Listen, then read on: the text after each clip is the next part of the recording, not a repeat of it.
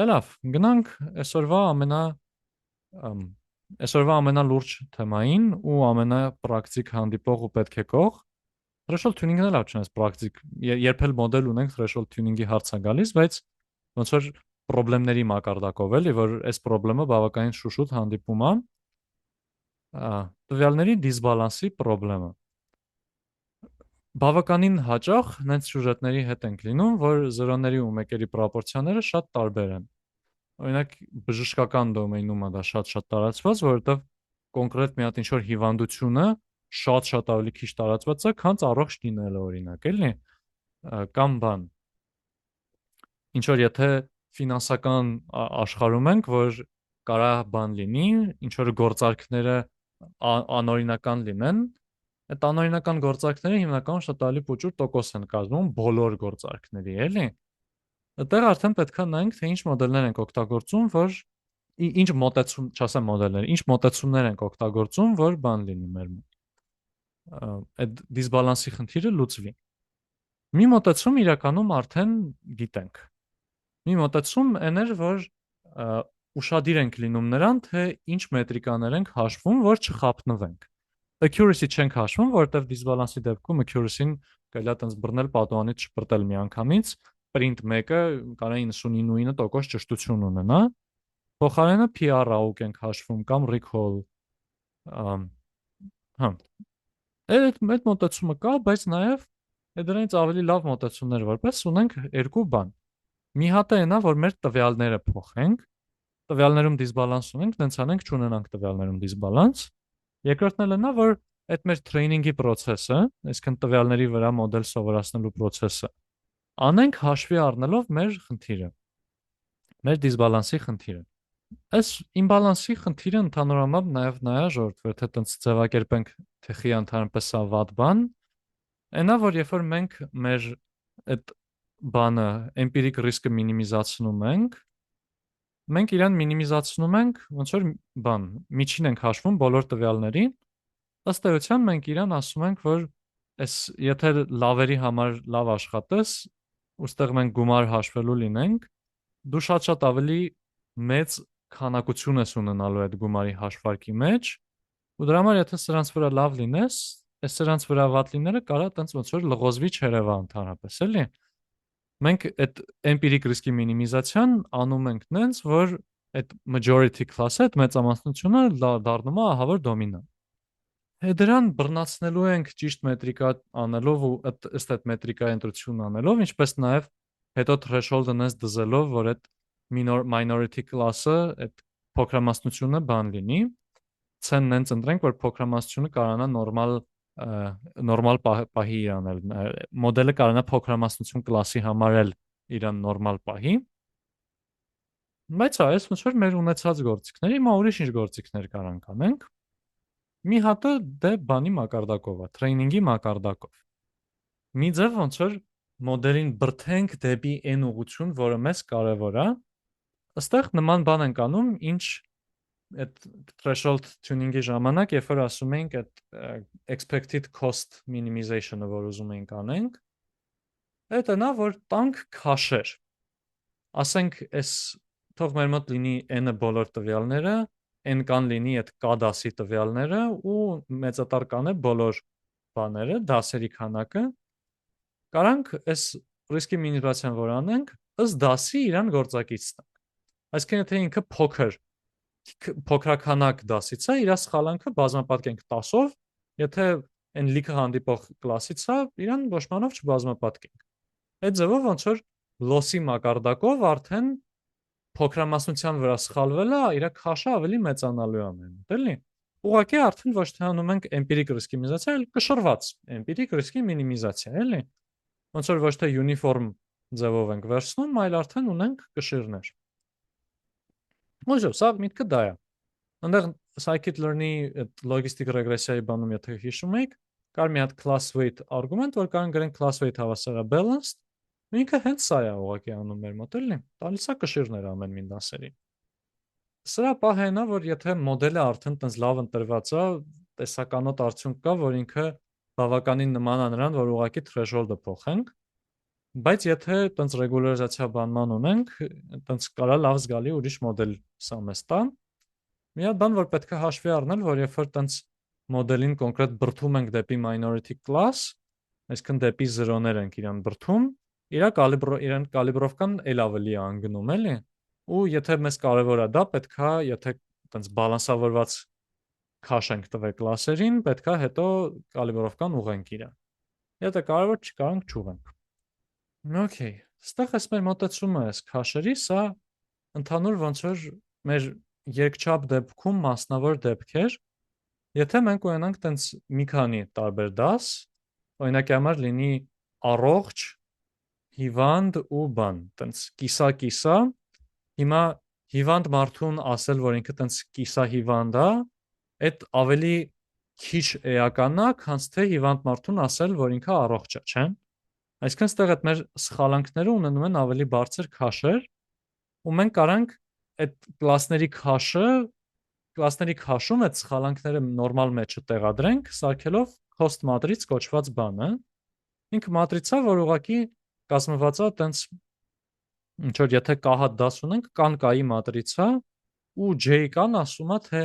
ինչքան կարևոր է մեզ, որ հանկարծ j-երորդ դասին k չհասենք։ Օրինակի համար անկյունագիծը լինում է 0, որովհետև մենք պետքա ինչքան ենք տուժում, եթե առողջ լինի իրան ասենք առողջ է 0 ենք տուժում։ Առողջ լինի ասենք հիվանդ է, այդքան տենց ինչ որ 0.5 ենք տուժում։ Օրինակ հիվանդ լինի ասենք առողջ է 100 ենք տուժում։ Կարանք այդտեղ քաշերը մենք բռնենք իրան սպეციფიկ նշանակենք, նշանակելուց էլ բռնենք նաև մենք հաշվի առնենք այդ դիսբալանս եւ այլն, ու արդեն այդ մատրիցը ներառենք մեր risk minimization-ի մեջ ու ըստ դրա հաշվենք։ Այնտեղ մի հատ թազա y գլխարկի կարիք է գալիս, որ ուղղակի ասում է, որ նա ամենաէժան բանը, սխալվելու պահը, այնտեղ գուշակություն անելու մեջ էլ ենք մի քիչ փոփոխություններ անում, բայց մի քիչ լղոզած եմ ասում տեխնիկական դետալներով, որ այտենց այդքան է առանձնապես կարևոր չեն այս դեպքում, իդեան է շատ կարևոր էլի ստեղ։ Հետագայում ծարմարվարանցնենք, այնտեղ տեխնիկականի վրա էլ ենք շատ կենտրոնանալու, բայց այդտեղ պրոստը իդեան, որ իմանաք, ես արդեն ուրախ կլինեմ։ Բայց հա, մոտեցումը դա է, իսկ կարճ ասած քաշեր տու տարբեր տեսակ սխալներին ու ըստ այդ քաշերով հաշված սխալանքների հաշվարկի օպտիմիզացիա տարա։ Կհանգես արդեն մոդելի, որը որ ավելի քիչ է անտեսում բան փոքրամասնություն կազմող դասը։ Լավ, այս մի մոտեցումն էր։ Հիմա մյուս մոտեցումը տվյալները փոխելու մոտեցումն է, այսինքն ունեմ տենց լավ մեծ կլասերի դիսբալանս, պատկերացրեք սա մի դասն է, այս մյուս դասն է։ Հիմա մի հատ ինչ-որ միտք, այս թող լինի ասենք 90%, այս 10%։ Մի հատ միտք կառաջարկեք, թե ոնց կարամ տվյալը դատասեթս փոխեմ, նենց անեմ, որ ասենք այս երկու դասն էլ նույն քանակի լինեն։ Augmentացիա անենք։ Augmentացիան մի միտք է, այս սրան կգանք։ Իսկ ավելի տենց ակնհայտ ու ավելի տենց կոպիտ ասած կացին մոտեցումը, որ կարանք անենք։ Փչացնենք, հավասարացնենք։ Հա, եթե սրանից այս 80%-ը բռնեմ, կտրեմ, գցեմ մի կողմ, կստացվի, որ արդեն ունեմ հավասար 10-10 բաշխում, չէ՞։ Սրան անվանում են undersampling, just random undersampling, ռուս են ասում իրան։ Հա, այդ մի մոտեցումն է։ Ընդհանուրապես որ մոտեցումները սենց է։ Այս ունենք ասենք 600-ը 40-ի, այս 600-ից բռնի լիքը շպրտի, որ դառնա 40-ը 40-ի։ Սա կարա տենց գժական միտք թվա, ասեք ցնդել եք, այսքան տվյալ ունեմ, բռնեմ պրոստը ջնջեմ, բայց ես օրինակ կարող ասեմ, որ ես կոնկրետ եղել է պրոյեկտ, որ տենց արել եմ, որովհետև այնքան շատ ունեինք այն մի դաս բան majority դասից, տենց տասնյակ միլիոններով էր էլի, որ եթե բռնենք լիքը գցենք մեջից, էլի նես չի ինչ որ օրինաչափություն սովորելու ունակություն էինք կորցնում, էլի։ Մեկը մոդելը բռնացնում էր պրինցիպը տվյալների ինչն է, ու պրոստը ստանում ենք ավելի փոքր դատասեթ, ավելի լավ բալանս, ամեն ինչ ավելի արագ էր աշխատում, սա հրաշալի է, ընդհանրապես ոնց որ եթե կարաք փոքր տվյալներ ունենաք, շատ ուրախալի է դա, էլի։ Հայ ջան, բայց ինչ սկզբունքով ու ինչ տվյալներ հանես։ Շատ լավ հարց Պատահական։ է, շատ լավ հարց է, շատ տեղին հարց է։ Պատահական, բայց այդքան է չէ պատահական։ Հեսա բանի մասին կխոսանք, այնտեղ կոչվում է բանի link,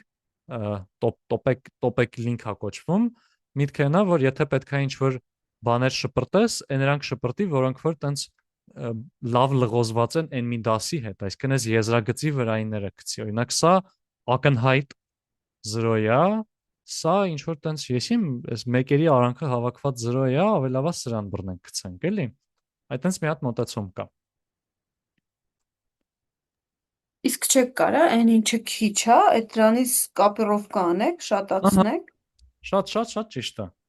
Դրանը անվանում են oversampling։ Ոնց որ sample անելը այդ մեջից վերցնելն է, oversample-ը դա կամ ուղղակի copy paste անելն է։ Այստեղ սրա մասին հեսա խոսանք մի հատ նրբությունով, կամ ոնց Լարիսան ասաց, augmentation անելը։ Augmentation-ի միտքը նա, որ ոնց որ իրան tabular data-ի դեպքում քիչ դժվար է պատկերացնել, բայց օրինակ նկարների դեպքում եթե պատկերացնենք, եթե այս նկարը ունեմ, հիմա ուզում եմ ինչ որ ավելի շատ մարդու նկարներ ունենամ, ասենք հիմնականում բաները, ինչ որ ասենք ինչ որ քառակուսի կերպարների նկարները, կարամ բռնեմ օրինակ այս մարդու նկարը մի քիչ անկյունը պատտեմ, այսպես դարձնեմ մարդուկին։ Կարամ բռնեմ ֆոնը փոխեմ, կարամ աղմուկ ավելացնեմ, կարամ ասենց հազար մի տարբեր բաներ անեմ, որ այս մի հատ եղած նկարից սարքեմ ինչ որ լիքը ուրիշ նկարներ, որոնք որ ֆունդամենտալ այս նկարն են, բայց մի քիչ տարբերվող են։ Այդ augmentation-ը, որ միձև սինթեզում ենք նոր տվյալներ։ Բայց նաև մի մոտեցում կա լինի, որ պրոստը copy paste անել, էլի։ Այստեղ կտեսնենք, որ ինչ որ մի քիչ հաստացել է այս կետերը, որտեղ զուտ այս նույն կոորդինատի վրա լիքը նույն կետից դրած է, էլի։ Ոս 40 հատը այնքան է կոպի արած, որ 600 է դառը։ Կամ նաև ոնց որ կարելի է այս քչությունը շատացնելուց մի քիչ խելացի ձևով անել ու օրինակ այս երկու կետը որ կա, մի հատ կետ ավելացնել այս երկու կետերի միջնակետում օրինակ։ Հեսա սրա մասին ավելի մանրամասն կխոսանք։ Նաև կարելի է ոնց որ երկուսը միասին անել, էլի։ Օրինակի համար չեք ուզում տվյալները 10 ձեր majority class-ը 10 անգամ քչացնեք, կարաք օրինակ 5 անգամ քչացնեք majority-ն, 2 անգամ մեծացնեք minority-ն։ Այտենց գան իրար նորմալոտ բալանսի կանգնեն։ Ու նաև պարտադիր չի ոնց որ իդեալական 50-50 բաժանվի, էլի։ Ես օրինակ, եթե դիսբալանսը ասենք 10% 90% է, այդ դրան հələ տենց որպես կատաստրոֆա չեմ նայում, էլի։ Հիմա գլխացավեր ա եղել, որ ասենք 0.01% ու 99%, էլի։ Այ դա է տենց լուրջ դիսբալանսը, էլի։ Բայց իհարկե 10-99-ն էլ պետք է, էլի, տենց բան չանենք, տենց մատների արանքով չպետք է նայենք, էլի, 9 անգամ տարբերությունը էլի լուրջ տարբերություն է։ Զուտ ոնց որ լացելու չափ տարբերություն չի, էլի, սենց ասած։ Բայց հա, ու как раз այս հարցի հետ կապված, թե որոնք ջնջենք։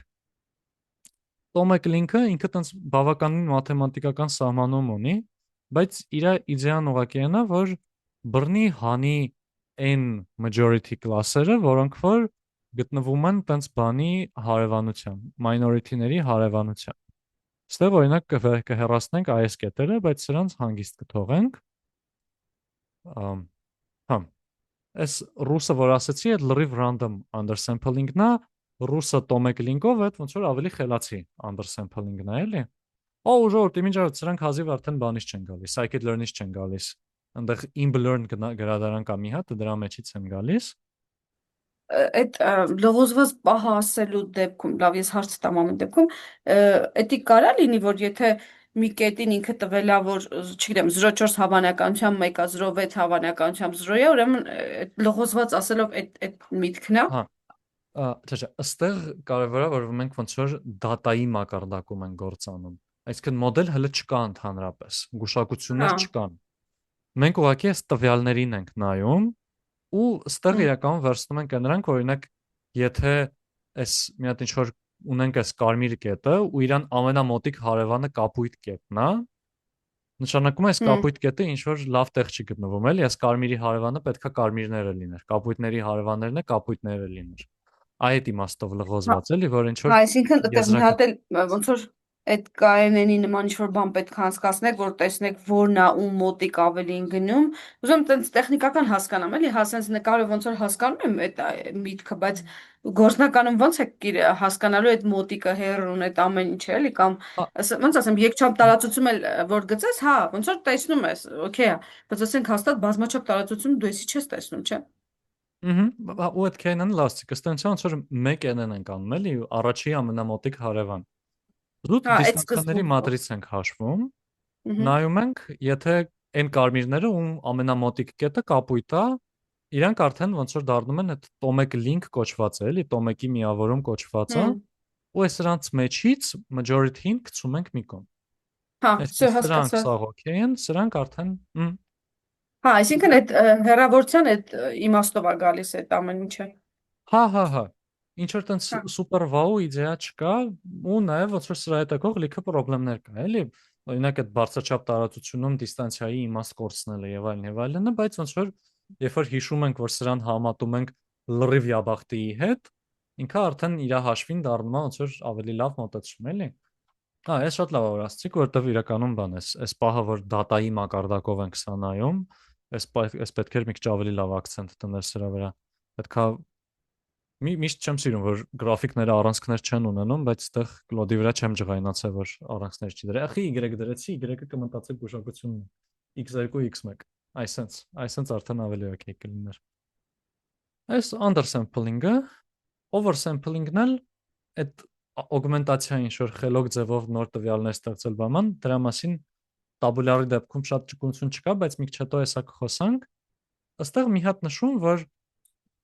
երբ որ ասում ենք բան, այս օրինակ 1 2 3 տողերը ունենք, այս 3-ը մեր մոտ այդ քչից է, ասում ենք դե մի հատ էլ 3 տողից սարքենք, այստեղ կարա հարց առաջանա, ասենք մի վարքյան, բայց մեր անկախ ու միատեսակ բաշխված բանի ենթադրությունը բա չի ջարդվում, բա դետերմինանտը մեր մոտ 0 չի դառնում, նախ ոնց որ շատ ճիշտ նշում է, պետքա դրանց գուշ լինել, ու այդ մեր IID assumption-ը ջարդվում է։ Արդեն մեր տողերը IID չեն։ Տեսականորեն հաճելի բան չի, այնտեղ բայց պրակտիկ շատ խնդիրներ չի առաջացնի դա, էլ այնտեղ կարող պետքա դեկալիբրովկա անել եւ այլն, բայց այն նրա առումով, որ ասենք իսկ դետերմինանտը 0 չի դառնա ինչ որ բանի, մենք ստեղ հիշենք, որ ուսա նաեւ գուցե մի քիչ այդքան էլ հստակ չեմ ասել այս նախորդ լեկցիաներին։ Երբ որ մենք ասում ենք հեռացնենք տենց բարձր կորելացիա ունեցող ֆիչերները ասում ենք հենց սյուներ ենք ասում։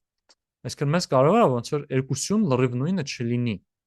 որովհետև մոդելի համար այդ սյուներն են, էլի իր այդ բաները ըստ ինչի ինքը սովորում է։ Այսինքն ինքը սովորում է օրինակ դոլարի գինը ու դրամի գինը ոնց կապել թիրախի հետ։ Սովորելու process-ում ինքը օգտվում է տողերից, բայց իր ասենց ասած գործիքը այդ դոլար ու դրամն են։ Մեզ կարող է սյուների մակարդակով կորելացված, այտենց ուղիղ կորելացիաներ չլինեն, էլի։ Եթե իրարից կախված սյուներ ունենք, այդ դեպքում արդեն դա դետերմինանտ բաման հազար մի խնդիրների կարանք առնչվենք։ Ու ընդհանրապես ոնց որ անիմաստ նոր սյուներ ենք ունենալու, ընդհանրապես մեկնաբանելիության տեսանկյունից դժվար է լինելու, որովհետև մոդելը չի իմանա ոնց որ ասի C1 X1 գումարած C2 X2, թե նույն արդյունքը ստանա գրելով C1 գումարած C2 X1 գումարած 0 X2, որտեղ էկվիվալենտ կլինեն, էլի իրար եթե սյուները նույնն են։ Լիքը հազար մի խնդրեմ սյուների մակարդակում է առաջանում, ոչ թե տողերի մակարդակում։ Տողերի մակարդակում, եթե բռնենք copy paste անենք լիքը բաներ, ինքը ըստ էության ոնց որ իր արածը կլինի են, որ շատ նման կլինի նրան, որ ոնց որ ուղակի բան անենք, էլի։ Այս դասին քաշ տանք։ Այսինքն ինքը loss-ը հաշվելուց կստացվի ոնց որ երկու անգամ ու այդ նույն տողի վրա հաշվածը ինքը ինչ որ չափով նման է լինելու նրան, որ ասում ենք class weight balanced, որ ասում ենք W կա ու ստեղ մեր loss-ը YFX։ Դավակային նման է լինելու իդեայի մակարդակով, բայց ոնց որ եթե պետքա sense անեմ ու պետքա sense անեմ, sense oversampling անելու դեպքում ներողություն undersampling-ի համար պետք է այս պնդումը ասեի, հեչ, այս մասը շփոթեցի մտքումս, այս վերջին ախտացությունը կարող ջնջեք, չմոռանամ վիդեոից ես էլ կջնջեմ։ Բայց հա, այս էլ oversampling-ը, սա խելոք ձև չի։ Copy paste-ա։ Սա խելոք ձևի խելոք ասելս էլի պրոբլեմատիկ է, բայց ավելի խելոք ձևի մասին հեսա կխոսանք։ Սրա ավելի խելոք մոտեցումը կոչվում է SMOTE, synthetic minority oversampling։ Այսինքն մենք minority class-ին oversample ենք անում սինթետիկ ձևով, ու արդեն մի քիչ ավելի խելացի ձևով ենք անում, քան ուղղակի copy paste։ Այսինքն սինթեզում ենք, էլի ոչ թե պատճենում։ Ու մոտեցումը ինչու՞մ է կայանում։ Հեսա ավելի տենց կոնկրետ գրաֆիկով կնայենք, բայց վերցրել ենք մի հատ ինչ-որ կետ։ Այդ կետի համար գտնում ենք իր օրինակի համար 5 ամենամոտիկ հարևանները։ Ասենք թող լինի սա իրեն մոտիկ հարևան, սա ու մի քանի հատար։ Այստեղ սա եւ այլն։ Իրանցից մի հատ պատահական ինչ-որ մեկին ընտրում ենք։ Ասենք ընտրեցի սրան։ Հիմա բան եմ անում։ Այս երկուսը կետով միացնում եմ իրար ու վերցնում եմ այս սրա արանքում մի հատ ինչ-որ նոր կետ։ Հիմա այս նոր կետը թե ինչքան վերցնեմ մոտիկ սկզբնական կետին, ինչքան վերցնեմ մոտիկ այս հարևան կետին, այդ ինչ-որ լամդայով կանչվի։ Այստեղ էսեն ուռուցիկ ֆունկցիայի բանաձևը կարող է հիշեք, այստեղ որ x1 x-ի գումարած լամդա xg մինուս x-ի կամ կրեն գրենք որպես 1 մինուս լամդա x-ի գումարած լամդա xg այդ ձևով էլ։ Բայց ըստ էության կարճ ասած երկու կետերը բանով միացրեցինք իրար ու այս ուղու վրա մի հատ ինչ-որ կետ ընտրեցինք։ Ու всё, միտքը դա է։ Այսինքն ոնց ենք անում, ստեղ օրինակ վերցեցինք այս կետը, իր հարևաններից պատահական ընտրեցինք այս հարևանին։ Հիմա այս կտորի վրա ընտրեցի այս կետը։ Հիմա ունեմ շատ ավելի շատ կետեր։ Հիմա վերցրեցի այս մի հատ կետը։ Ներողություն, հիմա վերցրեցի այս կետը։ Հիմա սրանք են իր հարևանները, սա էլ է հարևան, բայց ոնց որ այս գոնե նորերից վերցնենք հարևանին, որ չստացվի ոնց որ սինթետիկ տվյալի օգտագործում ենք, որ սինթետիկ տվյալ անենք, գոնե ոնց որ սկզբնականի հիմքով անենք։ Ընտրվեց օրինակ սա, հիմա պատահական վերցրեցինք այս կետը։ Հիմա սրա համար ամենամոտիկ օրինակ վերցրեցինք իրան այս հարևանը, հիմա այս ուղու վրա նոր կետ կվերցնենք։ Ու տենց այս process-ը անելով ոնց որ այս բոլոր կոմբինացիաների մեջ լիքը նոր կետեր ենք ստեղծելու։ Ու այս բան ավելի մեծ օրինակով էլ մի հատ հետ կետը գցենք, այսինքն մի հատ ինչ-որ պատկեր է սա մեր մոտ կազմում։ Հիմա սրա խնդիրները կարող լինեն, որ եթե սենց անենք, լիքը դեպքերում բան գա։ Նենց իրավիճակներ կա, որ այստեղ օրինակ տեսեք լիքը կետեր այս ինտերվալում եկան ոնց որ հակառակորդի տերիտորիայում մտան։ Մի հատ բան, որ անում են սրանից հետո, այդ բռնում են ու մի հատ մաքրելու համար վրայով բան են վազացնում, այս տոմեկ լինքերն են վազացնում ու ջնջում են այն կետերը, որոնք որ տենց շատ են ընկել հակառակորդի տարածք, սմոտե տոմեկա կոչվում։ Սա այս սմոտեի հիմքով լիքը բաներ կա, էլի օրինակի համար սա որ ասացի,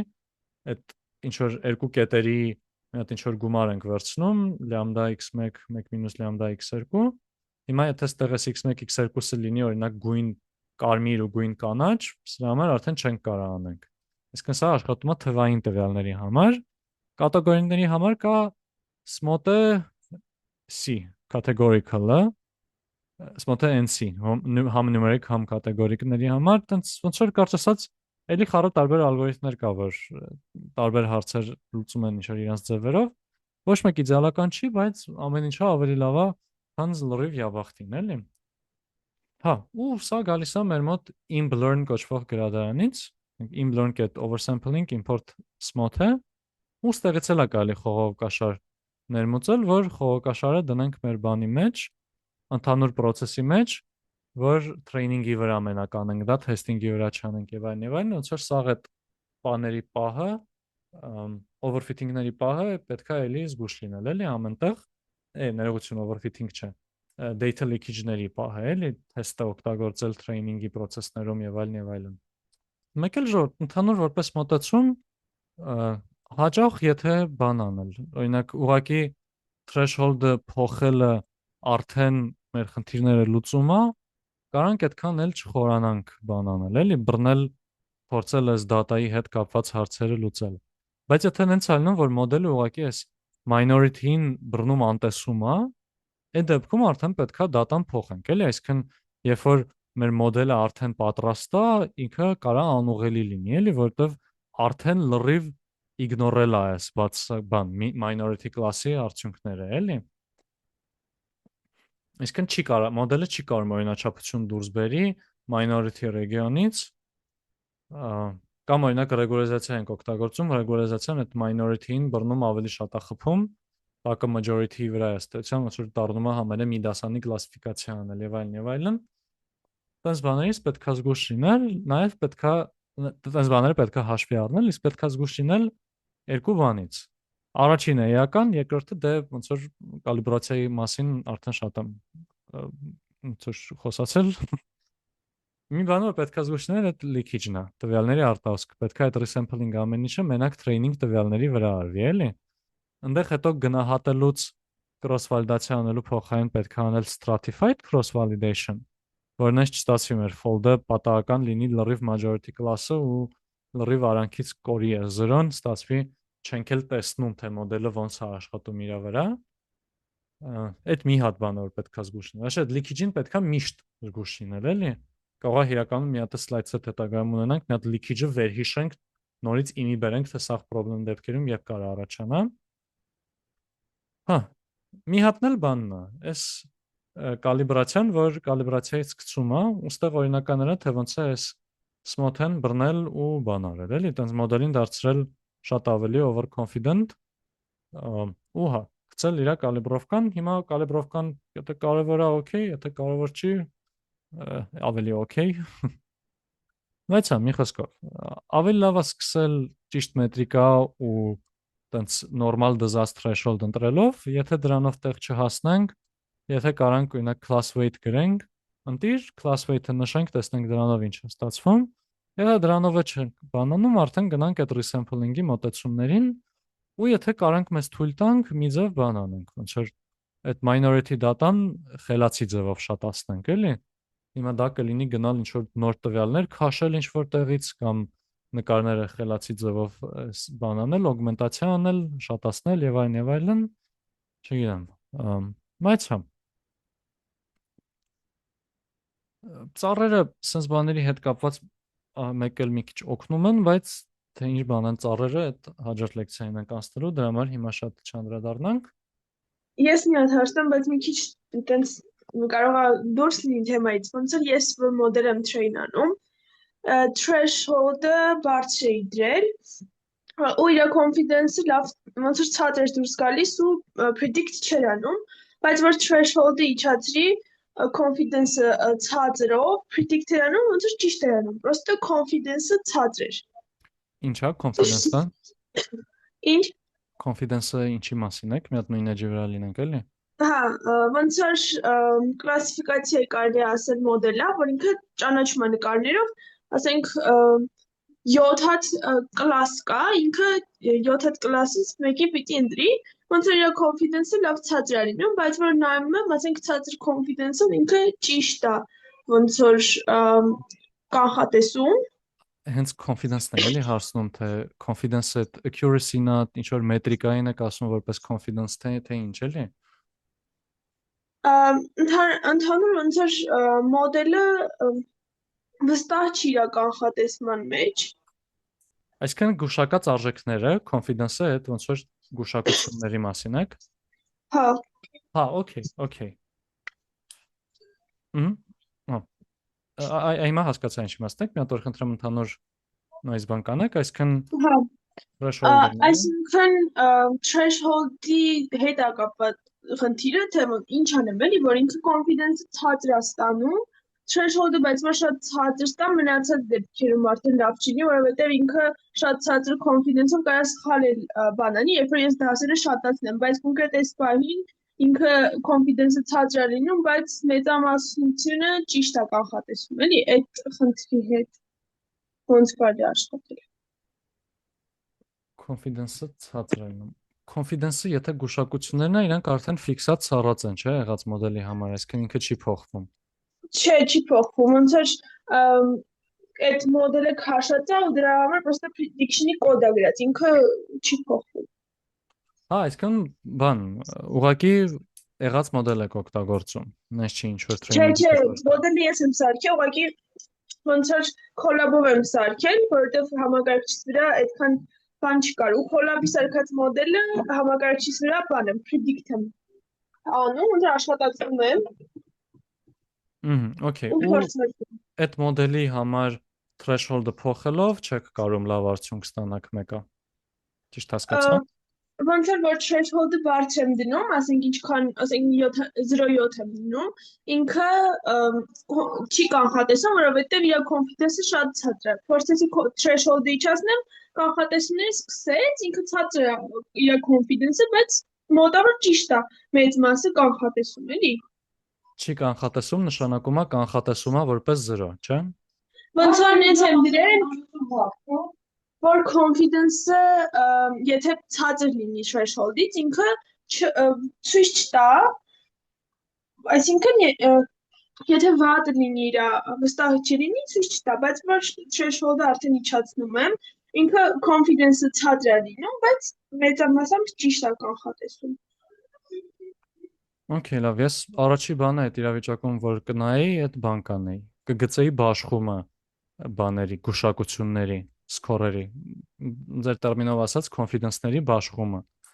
Այսինքն ենթադրաբար ինքը ոչ մի բանին 0.7-ից բարձր գուշակություն չի տալիս ընդհանրապես։ Եթե 0.7-ից այն կողմ նայելով, ոնց որ ոչ մի բան ցույց չի տալիս, այսինքն սաղ 0 է անում։ Այդ ոնց որ իրական դա արդեն բան է, անհանգստացնող է։ Ես օրինակ կմտա, եթե մի հատ այս բաշխումը կգծեի, ու դրանից հետո ինձ թվում է կգնայի բան անելուն, ոնց որ տրեյնինգի կտորը նորից աշխատացնելուն։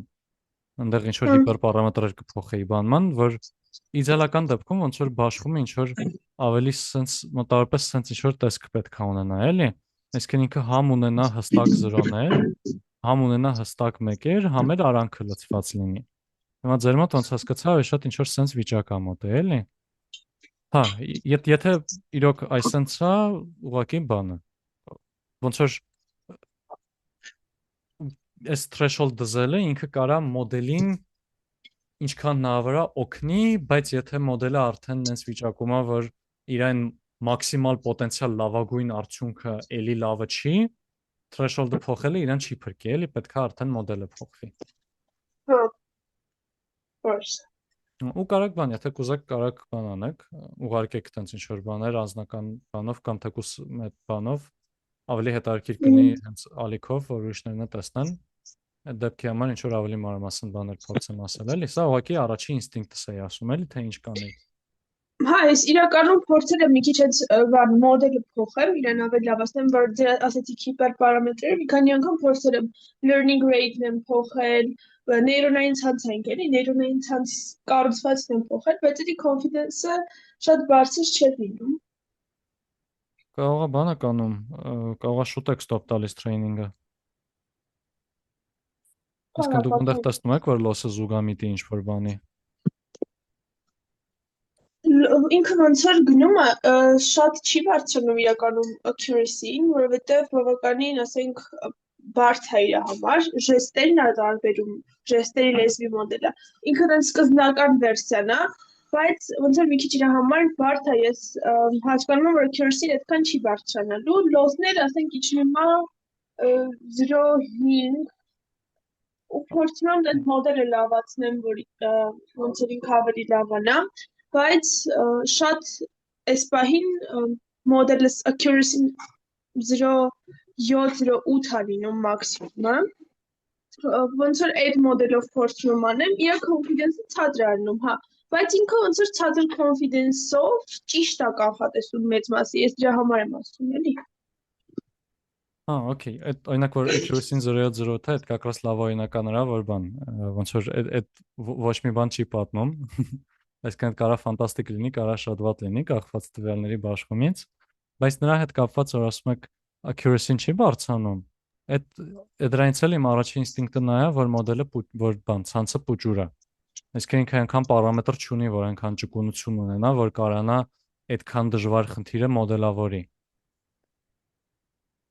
Զուտ մի քիչ որ մեծացնում էի, ինքն էլ արդեն overfit էր լինում, որովհետև 100%-ի էլ եմ հասել, որ մի քիչ մեծացրել եմ այդ նեյրոնային ցանցը։ Այդ շատ լավ է։ Իրականում որպես առաջի մոտեցում արժի մի հատ բռնել ջիգարով overfit անել, որ իմանալ ոնց որ հնարավորություն դրա կա, դա ստացվում է։ Հետո արդեն overfitting-ի դեմ պայքարել։ Կարակ օրինակի համար հավանաբար ծանոթա, օրինակ այդ մեծոդ մոդելը վերցնեք ու մեջը drop out ավելացնեք։ Հա։ Dropout-ը ռեգուլարիզացիայի դեր կտանի, բայց նաև մոդելը էլի կշարունակի լավ ճկուն մնալ, էլի։ Հա, բայց ամեն դեպքում ոնց որ այն մոդելը, որ accuracy-ն իրա ցածր է, հիմնականում ոնց որ սենց են կանում, էլի։ Սկզբում underfit-ի խնդիրն ենք լուծում, հետո overfit-ի խնդիրը։ Եթե underfit ունեք, այդ հաստատ պետք չի լինի, էլի։ Underfit-ին ինչքան էլ հիպերպարամետրերի հետ տանջվեք, այտենց շատ իդեալական չեք բերելու, էլի։ Նկատեմ օրինակ սենց ասած underfit-ի դեմ պայքարելու հիմնական մեթոդը այդ ուղղակի մոդելը ավելի ուժեղ դարձնելն է, էլի։ Մոդելը, որ ավելի ուժեղ եք դարձնում, պայտակ դառնում է հոп չափից շատ ուժեղ դարձավ, ու արդեն էս overfit-ի խնդիրն եք սկսում լուծել, էլի, բայց overfit-ի խնդիրը ավելի հաճելի խնդրեմ է, էլի։ Underfit-ը նշանակում է ոչ մի բան չի ստացվում, overfit-ը նշանակում է չափից լավ է ստացվում, ուզում եմ բերեմ իրականության։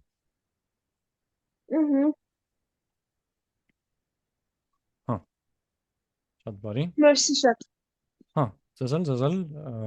լավ քննարկում էր։ Ժողովուրդ, ինչ որ տերմիներ բանման, եթե այստեղ անծանոթ էր, օրինակ drop-out բանման, այդ լրիվ օքեյ է, էլի, այդ ժամանակի հետ ծածկելու ենք։ Այդ նորմալ է։ Տնայինը ժողովուրդ բանն է, ու այն ինչ նայելու են գործնականին, գործնականը կաշխատեմ շաբաթ կամ կիրակի անենք, բայց չեմ խոստանում, որ կստացվի հարմարացնել, կգրեմ չաթում դրա հետ կապված։ Եթե չէ արդեն 3-շաբթի, 5-շաբթի էլի ավանդական։ Տնայինը բան է, մի հատ տենց բանկային տվյալներ է Kaggle-ից վերցրած, ու այնտեղ կա դիսբալանս։ Խայտարակ դիսբալանս չի, բայց նաև տենց խաղոպար չի, էլի, եթե չեմ սխալվում 9-1-ի էր կակված դիսբալանսը։ Այդ դրա վրա տենց մի հատ նոթբուք է սարքած, որտեղ ինչ որ բաներ է պետք լրացնել, բայց ես ընդհանրապես որպես մոտեցում խորհուրդ կտամ, ուղղակի դատան վերցրեք, հասկացեք թիրախը որն է, այդ տենց բավականին ակնհայտոտ կլինի։ Ու շո, գնացեք փորձեք լավագույն մոդելը սարքել իր համար։ Հիմա ինչ է նշանակում լավագույն մոդելը, դրա մեջ արդեն ստիպված մեր սաղ քննարկած թեմաներով պետք է անցնելով գնանք, էլի։ Ու ինչքան շատ դրա վրա բզբզակ, այդքան ավելի լավ էլի իրականում։ Մենք շաբաթ կամ կիրակի հավանաբար արդեն ուղղակի ոնց որ պատրաստի կոդի վրայով կանցնենք,